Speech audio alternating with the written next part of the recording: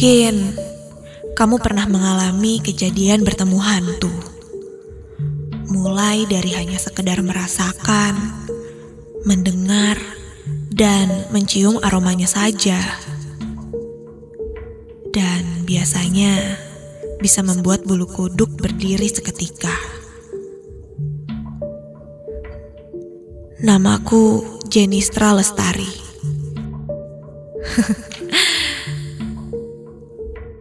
Sebut saja aku Jenar. Bisa dibilang ini adalah pengalaman seramku bertemu dengan yang namanya hantu. Aku adalah salah satu orang yang sangat senang berbaur dengan banyak orang. Aku senang berteman dengan siapa saja. Bahkan, terkadang bisa membuatku merasa tidak nyaman ketika aku tidak bertemu dengan temanku.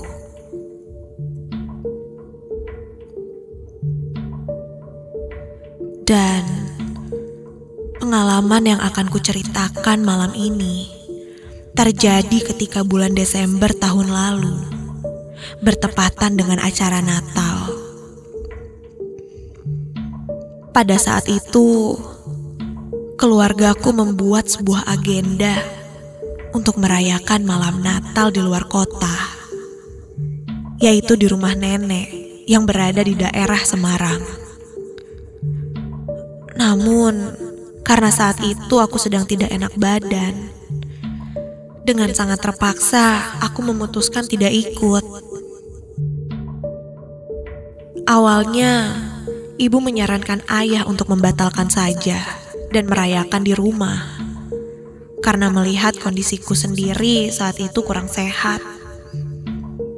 Namun, aku yakinkan pada ibu, jika aku akan baik-baik saja jika aku di rumah sendirian, dan membiarkan mereka menghabiskan liburan Natal di Semarang bersama nenek. Lagi pula, aku bukan anak kecil lagi yang harus ditemani orang tua terus. Itu pikirku. Singkat cerita, hari itu pun tiba. Ayah, ibu, dan keluarga lainnya berpamitan denganku dan segera pergi menggunakan mobil. Iya Bu, aku bisa jaga diri kok.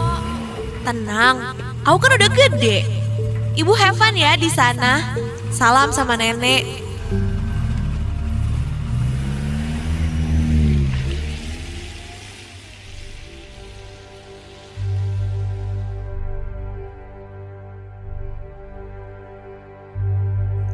Rumahku berada di perumahan sekitar Cikutra. Ini bukan pertama kali aku selalu ditinggal di rumah sendirian. Jadi bukan menjadi masalah yang berat. Dengan keadaan yang memang kurang sehat saat itu, aku pun memutuskan untuk menghabiskan malam Natal di rumah saja. Sedikit sedih sih, tidak bisa gabung dengan keluargaku. Ya, namun mau gimana lagi? Kususun acara Natalku sendiri di rumah. Mulai dari menonton TV, bermain games, dan juga melakukan video call bersama teman-temanku. Rumahku ini tidak terlalu besar, hanya berlantai 1. Berada di ujung komplek menghadap ke sebuah tembok besar, yang di belakangnya terdapat rumah yang begitu besar.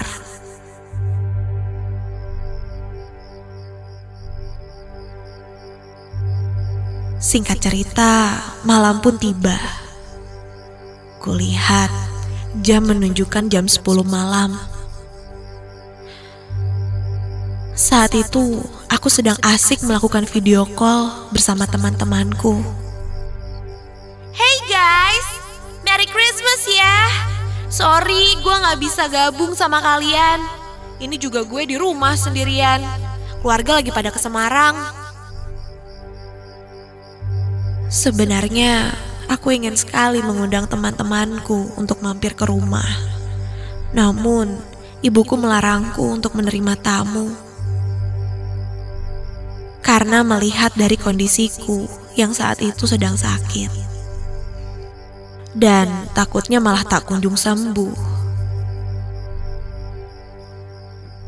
Setelah selesai melakukan video call dengan teman-temanku, aku pun segera pergi ke toilet untuk bersih-bersih. Namun, karena saat itu belum muncul rasa kantuk sedikit pun, kuputuskan saja untuk membuka laptop kembali dan berselancar di sosial media.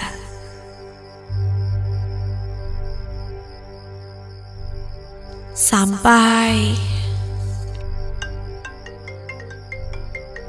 ada yang menelponku, dan ketika kulihat, itu salah satu teman cowokku yang mengajakku untuk video call.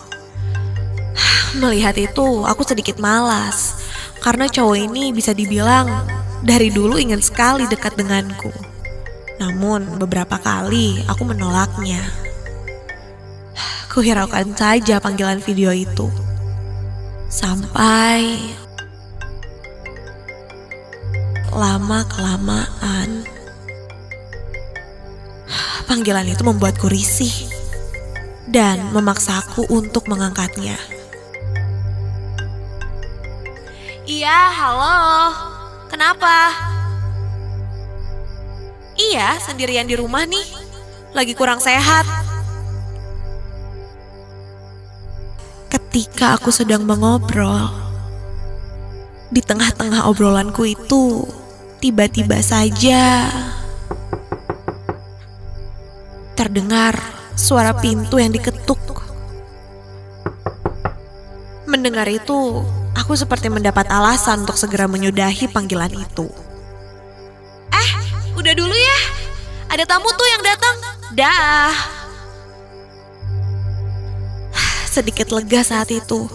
Aku seperti tertolong karena ada yang mengetuk pintu rumah saat itu. Dan bisa menjadikannya alasan.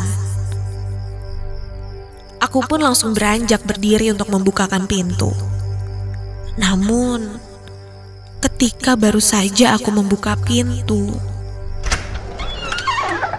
loh, tidak ada siapa-siapa. Kulihat di teras rumah tidak ada orang, sepi.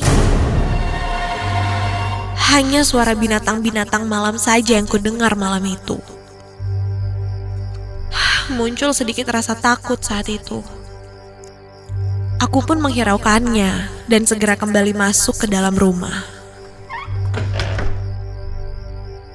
Aku coba untuk berpikiran positif. Meskipun bayang-bayang hal-hal seram seringkali muncul di pikiranku. Sampai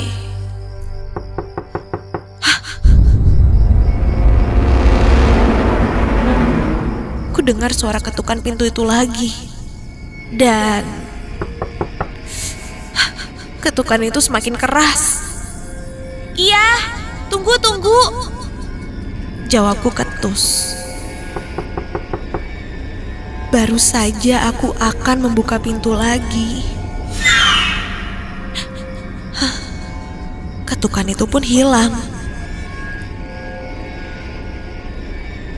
Aku pun terdiam dan bertanya-tanya, siapa yang jahil tengah malam begini?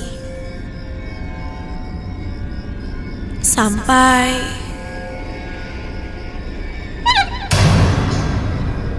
terdengar suara ketawa perempuan.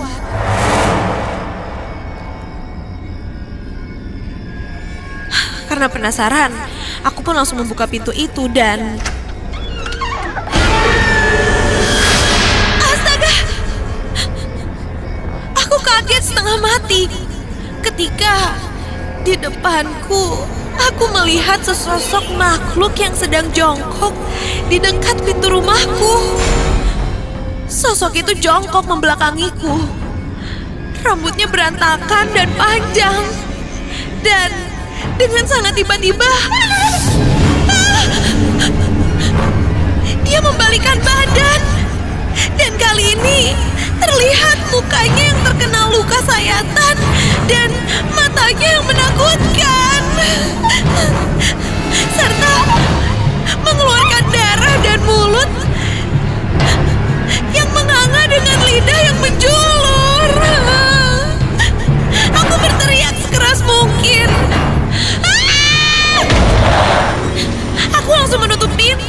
dan segera masuk ke dalam kamar. Sampai akhirnya karena sangat ketakutan, nafasku terasa sangat engap. Badanku pun menjadi lemas dan entah pingsan atau apa.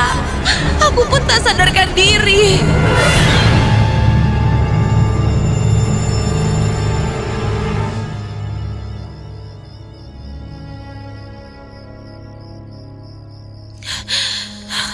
Esok harinya, aku terbangun dan aku merasa kejadian tadi malam hanyalah sebuah mimpi buruk. Aku pun berusaha melupakannya. Ketika terbangun, kepalaku terasa sangat berat. Kulihat hari sudah siang. Aku pun berdiri. Aduh. Badanku terasa sakit. Aku mencoba merahasiakan ini pada orang tuaku dan mencoba menghubungi temanku yang memang bisa dibilang indigo. Ketika aku bercerita tentang apa yang kualami semalam, temanku awalnya tidak mau bercerita apa-apa.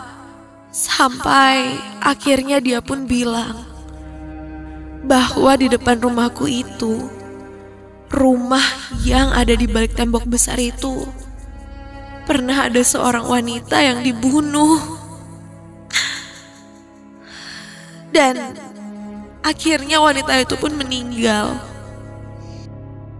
Mungkin wanita itu kesepian. Jadi ia mencoba berkomunikasi dengan manusia yang sedang ada di sekitar sana.